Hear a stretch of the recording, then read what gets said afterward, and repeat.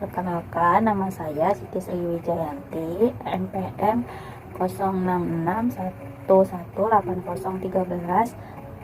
Di sini saya sebagai pasien yang sedang mengalami diabetes mellitus tipe 2 dalam keadaan kondisi hamil yang beberapa hari akan melahirkan.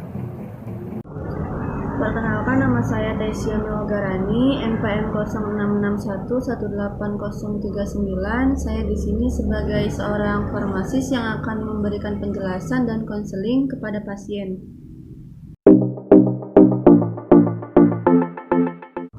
Atas nama Nyonya MN, 28 tahun. Mbak, saya sendiri. Ya Bu, saya akan menjelaskan ya Bu beberapa obat untuk Ibu dan melakukan konseling terhadap penyakit yang Ibu alami.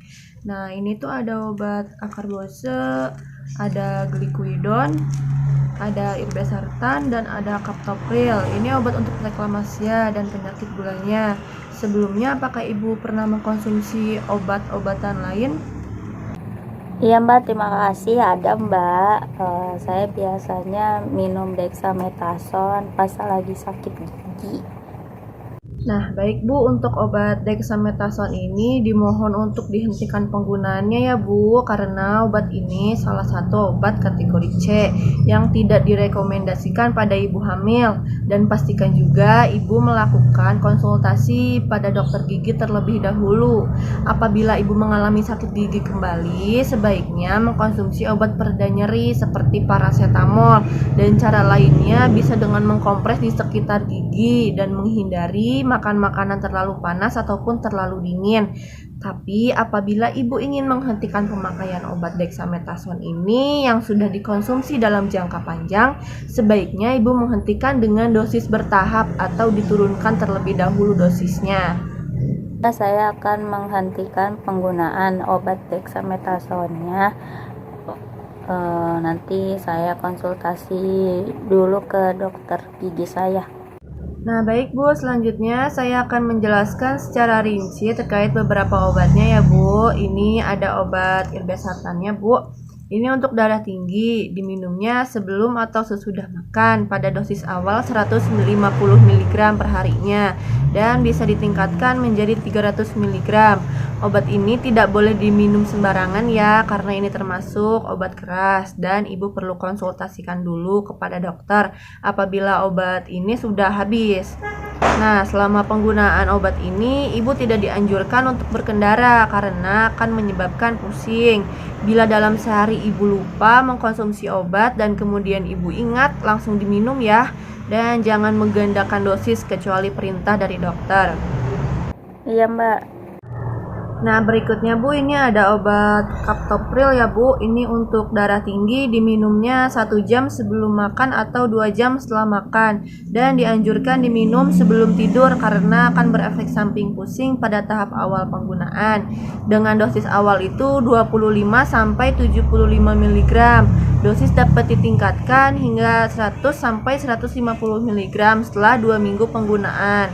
Nah, ibu ini harus dikonsultasikan terlebih dahulu ya kepada dokter karena ini obat termasuk golongan kategori D.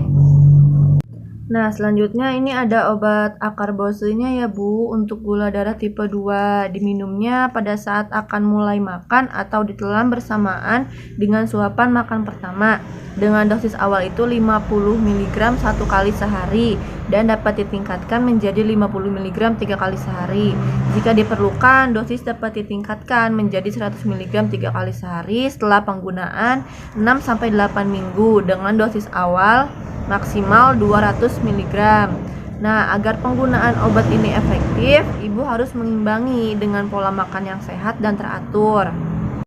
Nah Bu, yang terakhir ini ada obat glikuidon ya, untuk menurunkan kadar gula tipe 2. Diminumnya 1 kali sehari pada saat makan dengan waktu yang sama setiap harinya. Obat ini harus dibarengi dengan pola makan yang sehat, olahraga yang teratur, dan hindari penggunaan alkohol maupun rokok. Selalu lakukan pemeriksaan gula darah secara teratur ya Bu. Apabila terjadi alergi, pemakaian dihentikan. Dan jika berefek samping seperti sulit konsentrasi, gemetar, pucat, keringat dingin, dan jantung berdebar, segera mengkonsumsi makanan atau minuman yang manis jika ada keluhan seperti itu. Akan ikuti aturan pemakaian obatnya. Nah, Bu, apabila dari obat-obatan yang sudah saya jelaskan tadi ada reaksi alergi, segera konsultasikan ke dokter ya untuk menghindari gejala lain atau bahkan dihentikan penggunaannya. Dan untuk penyimpanan obatnya sendiri ini disimpan pada suhu ruang yang terlindung dari sinar matahari langsung. Nah, apakah Ibu sudah paham mengenai obat yang sudah saya jelaskan tadi atau ada hal lain yang ingin Ibu tanyakan terlebih dahulu mengenai obat-obatan ini? Baik Mbak, saya udah paham tentang penjelasan penggunaan obatnya, dan mungkin nggak ada pertanyaan lagi tentang penggunaan obatnya. Baik Bu, jika dirasa sudah paham, saya akan melakukan konseling terlebih dahulu ya Bu. Iya Mbak. Nah Bu, pengobatan diabetes selama kehamilan, Ibu harus sering mengkontrol porsi makanan ya, dengan memperhatikan ukuran dan berat makanan, hindari makan di restoran, dan perhatikan informasi kandungan pada makanan kemasan, serta makan secara perlahan Bu, agar dapat dicerna dengan baik. Nah Bu, selanjutnya olahraga dapat membuat Ibu menjadi lebih sehat selama kehamilan. Olahraga yang sederhana saja seperti yoga hamil dan Ibu setidaknya meluangkan waktu 30-60 menit dalam sehari selama 3-4 minggu sekali ya Bu. Jangan stres yang berlebihan karena akan menyebabkan kadar gula darah Ibu meningkat. Ibu harus mengontrol pikiran Ibu ya agar tidak mengalami stres dengan meluangkan waktu untuk mengobrol dengan orang di sekitar atau tetangga di rumah. Dan jangan lupa untuk istirahat yang cukup ya. Saya akan menggunakan saran yang diberikan untuk memaksimalkan penyembuhan saya. Terima kasih atas penjelasannya. Saya kira saya sudah cukup jelas. Semoga saya cepat sembuh.